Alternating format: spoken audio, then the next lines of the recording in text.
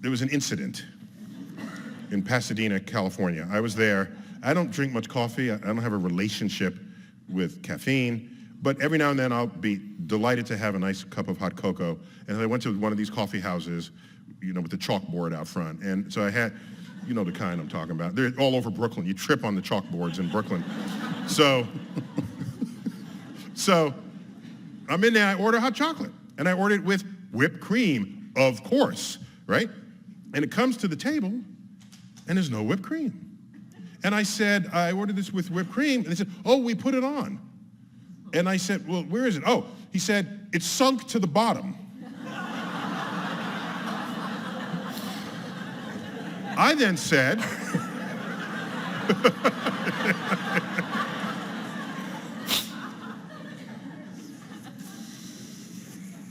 either the laws of physics that apply everywhere in the universe are suspended in your coffee shop, or you didn't put whipped cream on my hot cocoa. And he looked indignant. Really? Now, to his credit, rather than continue to argue with me, he intended to prove me wrong. Whoa. So he went into the kitchen, brought out the whipped cream, scooped it up, popped it in my hot cocoa, and it bobbed once and floated atop. And there it was. Did you invite him? Of course whipped cream has to float. Because, first of all, before it was whipped cream, it was cream, okay? And old-timers remember, what does cream do in unhomogenized milk? It floats to the top, and you skim off the cream, leaving behind skim milk, okay?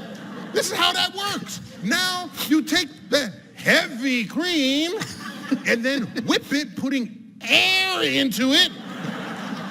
It is not going to sink on any known liquid devised by man, okay? So,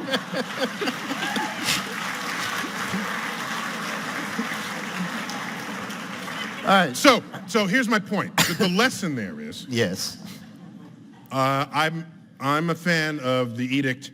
If an argument lasts more than 5 minutes, then both sides are wrong. I think that applies maybe 85% of the time, but yes.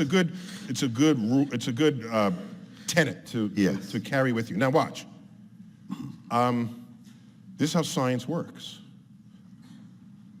One researcher comes up with a result, and that is not the truth. No.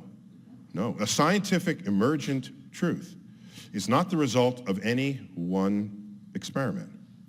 What has to happen is somebody else has to verify it, preferably a competitor, preferably someone who doesn't want you to be correct, such as my waiter. He went out to prove me wrong and got the same result that I had declared. We can call that the beginnings of an emergent truth about whipped cream. Now we need someone to do it in Asia and in Europe, and then you get a trend, and you can then declare that a consensus of observation and experiments has emerged in the scientific community. Whipped cream floats on hot chocolate. And that waiter today is getting a PhD in buoyancy.